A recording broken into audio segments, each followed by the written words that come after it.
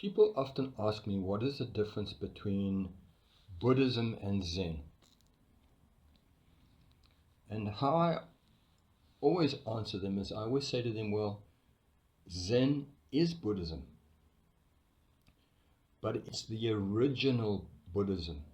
It's the Buddhism that the Buddha experienced when he became awakened under the Bodhi tree.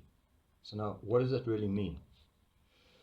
Well, when the first Buddha became awakened, he was actually a prince, and his father was a king of a big tribe in India, and he had got disheartened from one reason or another, being a prince, and he became very interested in self-discovery.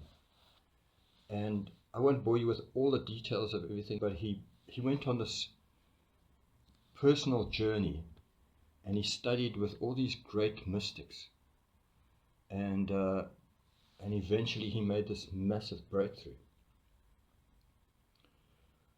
All the people who knew him at the time, when he had the breakthrough, they could see it in his physical body, right? So he sat and he meditated under a tree which they call the Bodhi tree. It's like a fig tree, and he was just outside of town, and he came back through the village, and everybody saw that he was different. So what we get to understand about Zen is that it has physical characteristics that you can see, that manifest themselves in the person.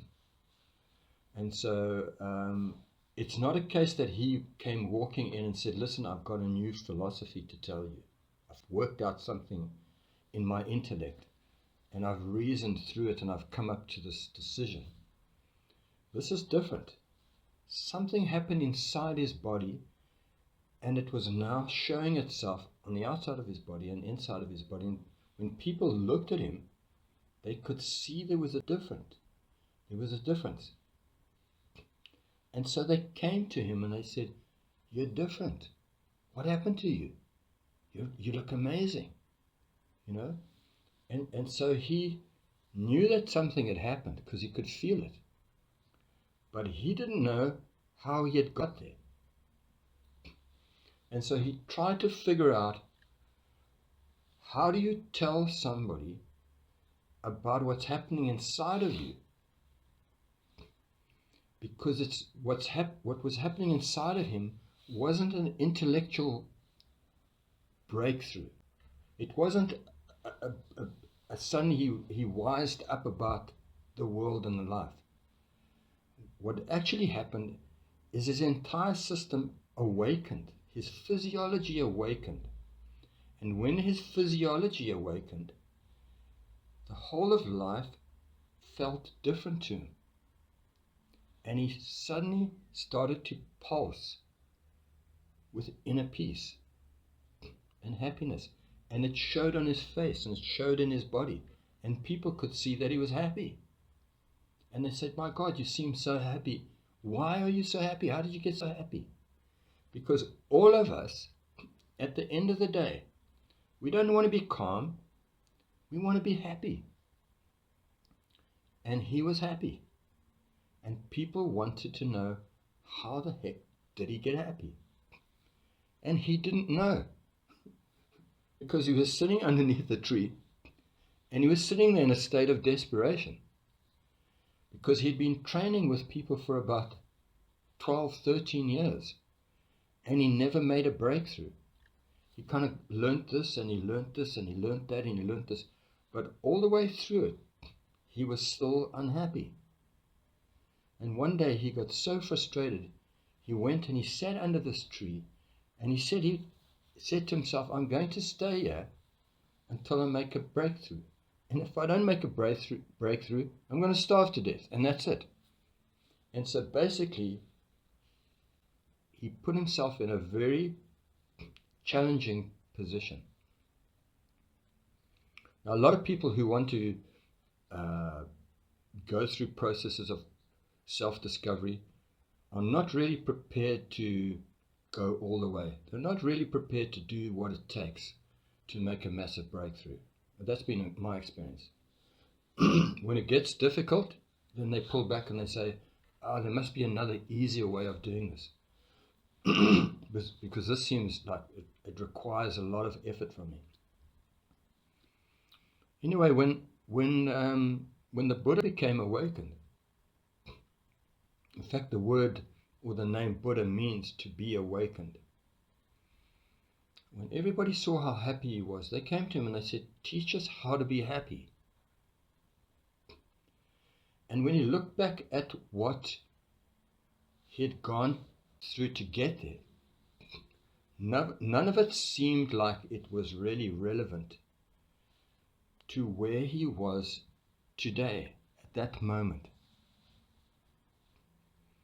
And so he had to sit down and very carefully figure out, how do you teach something that is happening inside of you? How do you teach this experience so that it becomes true to the person inside of them? That it's not an intellectual discovery, but there's something that happens to their physiology, like had happened to his physiology. And so through a process of experimentation, he developed this process that came to be known as Buddhism, or the way of the Buddha. And so as he taught it, many people listened to him, and many people applied what he showed them. But a very, very, very small number actually awakened themselves. And so they formulated this realization that in order to pass this process on between one person and another, you have to work with a master, and the process they called this was called direct transmission, direct mind-to-mind transmission. And you've got to understand that in Zen, when we talk about mind-to-mind transmission, we're not talking about brain to brain or thinking to thinking. We're talking about something far deeper, something far more fundamental. And so what in the West we call the mind is often associated with the intellect and thinking. In the East, what we're talking about, the mind, is actually the combination of the body-mind complex together. It's the full unity of the entire human being. That is the mind. And so he managed to pass this experience, this experiential process. He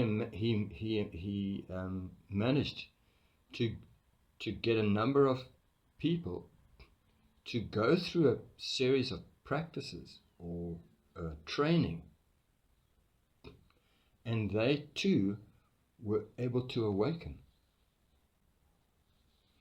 And so through a process of experimentation, they formulated a system of training which came to be known as the way. It really didn't have a formalized name to begin with. And they boiled it down to meditation. When I say boiled it down, it's not strictly true. There was a significant aspect to the whole training cycle, and one of the significant factors was sitting meditation. But Zen actually involves a lot of movement and a lot of exercise and a lot of different aspects that come together that integrate, and one of the processes within that integration is sitting on a stool and meditating. It's interesting because the entire process is a meditational process. So when you're sleeping to rising in the morning, to going through the entire day, to going back to sleep, that whole process forms part of the meditation in Zen. So in Zen, meditation isn't just going to a hall and sitting on a stool and being quiet. That's just a part of a whole chain of events that are going to take place throughout a day, throughout a week, and through a month. And this is what we call Zen training. Now, when the Buddha taught his first disciples, there were a couple of things that you've got to take into account. You had people who got awakened directly through his system of training. But he was talking to lots of different people at the same time. And so within the people that surrounded him were layers of awakening, if you want to call it that. You had the first group of people who had an actual awakening experience like he did. Then around those guys, you had a lot of people that heard the teaching. They applied the teaching, but they didn't awaken. So they didn't really understand what the teaching actually meant. So I put it like this. You had the first layer of people had a sensory, emotional, and cognitive breakthrough.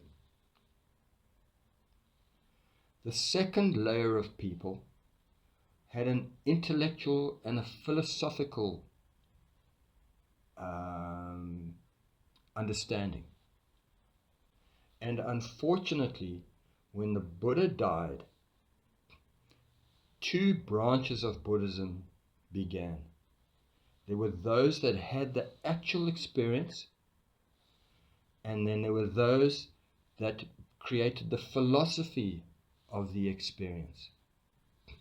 And so today you've got that split, that division between the people who have actually become awakened and the people who speculate about the awakening process, but they themselves are not really awake or awakened. So they've learnt the vocabulary of what the awakening process is kind of all about, and they'll speak to you in depth about all sorts of things that they imagine is happening, but they are not actually having that experience. They try to convince themselves they're having that experience, but they're not awakened. They are actually practicing a philosophy. And so that, in essence, is the difference between pure Zen and Buddhism. So Zen is the original experience that the Buddha had, and Buddhism is a derivative of that, which is developed into like a philosophy. So you'll hear people talk about the Eightfold Path and the Four Principles, and it goes on and on and on. So they've created this whole big doctrine around what the Buddha supposedly said. In amongst that, you get these tiny little dotted people that have actually had that experience or are actually having that experience. And the difficult thing is that those who became awakened, or those who become awakened, because it has such a profound effect on one, and because they become so deeply satisfied and happy within themselves, they don't feel the need to really go out and teach anybody else. And their students find out from word of mouth that those people exist in China or in Japan or in Korea, and they do a pilgrimage, and they go and they find those teachers. And then they go nag and knock on the guy's door and say, please, please, let me in, please train me, please train me. And it often takes quite a long time for a Zen master to decide to train you. And that's also because a lot of people have gone for training, and then when the training gets tough, the person says no, they don't want to go down that route, or they don't want to go that far. And then the master thinks to himself, well, I've put in all this effort and energy, and now you're turning around and saying, no, I don't want to do it that way. And so they really don't want to waste their time, and they're so happy and contented within themselves. They don't really care whether you're there or not. And when I say that, I mean they're not interested in wasting their valuable time with people who are not serious about personal growth. And so that's why to train with a Zen master or someone who's awakened, it might take you a long time to find a person like that, because they are very, very serious about Zen, and they will only take you on if you too are very, very serious. So that's traditionally how Zen masters trained. And that is the difference between Zen and Buddhism. Now, the sad thing of all these things is that even within the Zen community, we find today, in the modern day, the same thing has happened. You've had a person that was awakened, and he got awakened through a particular style of teaching. And then he went off and he started his own school, and he started teaching the methodology that he figured out, or the process that he went through, and the very thing that awakened him. And then he started to try and guide others down a similar path to the path that he walked down. So the consequence of that is that there are no two Zen masters that were awakened in the same way, most of the time. So you'll have somebody who trained with a master, and the master struck him with a stick, and instantly he awakened. You had another person who was training with a sword. He was training with a sword master, and he got awakened through an incident with a sword master. You had another guy who was training with a bow and arrow in archery, and he got awakened through pulling a bow and shooting an arrow. You had another person who was doing calligraphy, and in the process of training in calligraphy, they became awakened. You had another person who was working as a gardener, and through the process of working with a master in a garden, they became awakened. And you had a person who was working in the kitchen, peeling potatoes. And in the process of working in the kitchen, that person became awakened. So each of these people developed a unique style, or a different style or you might even say a vehicle, a different medium to convey the truth of Zen to the students that came to learn Zen from them. And so the old schools of Zen back in China and in Japan and Korea in the very old days, they had very different approaches to how Zen training was conducted, because each of these people had very different experiences that got them to the place of awakening. And so the problem with today is that some of these schools that had an awakened master then experienced the same thing that Buddha experienced. There were one or two people in the whole school that awakened, and the rest learnt the philosophy of awakening, philosophy of the bow, or the philosophy of the sword, or the philosophy of the garden. And so then that became a doctrine, and that became a dogma, and then they ritualized the way the training went. So everybody did this, and everybody did that, and everybody did this. And so it became an organized, regimented process. And the fluidity and the spontaneity that comes out of Zen was lost, and it was replaced by the philosophy of Zen, the speculation of what this experience is like. So then they would get into discussions and speculate. What is Zen? It's not this and it's not that, and they'd do all sorts of strange and funny things that are and to be based in a more cerebral consciousness of experience rather than in the dirty, down-to-earth, physical experience of what this thing actually is.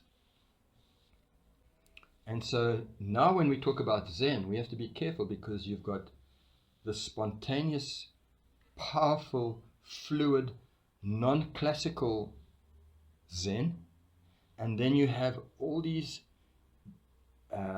schools that call themselves Zen schools, and they indoctrinate their students with philosophy and dogma, and so you have to do it in this way at this time and like this, and so that's how they train. And it's unfortunate, but that's just how it is.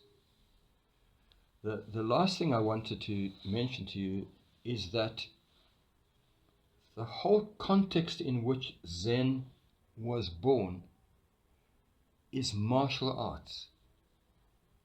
And so when the Buddha experienced his awakening through a succession of teachers or students who became awakened, one of them was a priest or a monk by the name of Bodhidharma.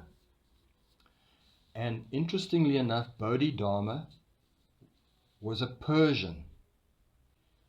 And he traveled from India, and he traveled across the Himalayan mountains, and he went into China, and he went to the Shaolin Temple.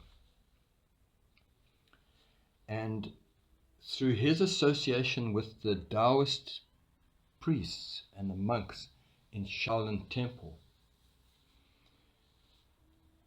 their, what would I call you?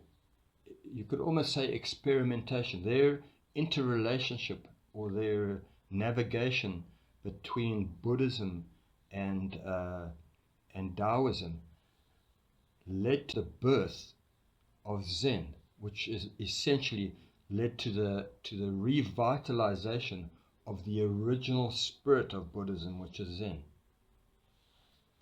And that all happened in a martial context. And so when the Buddha trained, he trained in martial arts. The first Buddha was a master of the spear, and he was a master of the chariot. He knew about soldiering. He knew about war.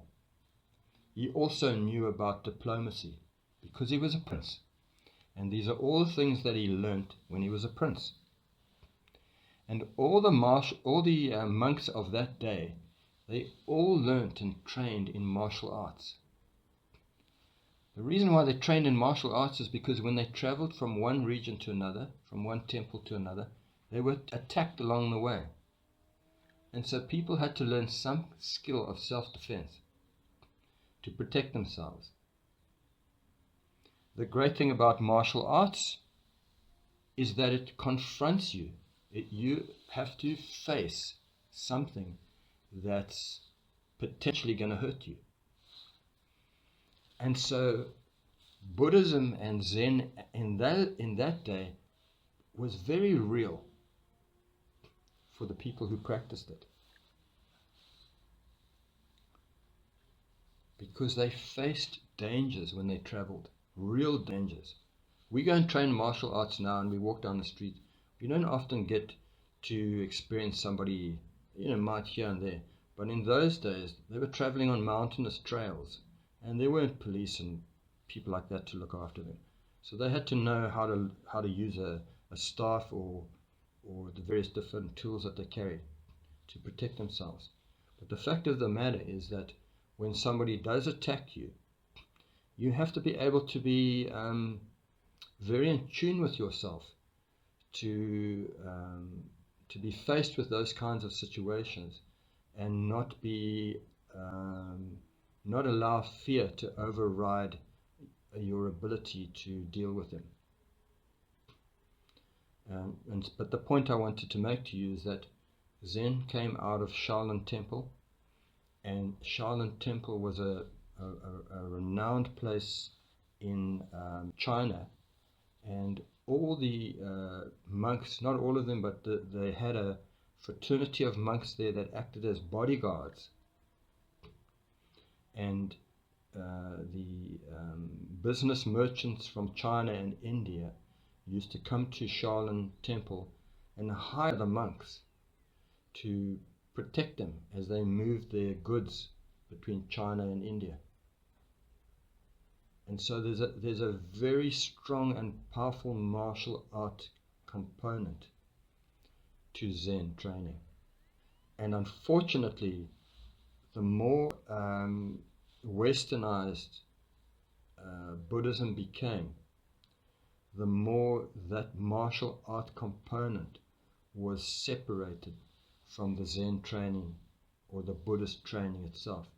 And so today you can go to a lot of places and do Zen meditation and everything, and it doesn't have its martial context. It's a very, very important context because it aids tremendously in the awakening process.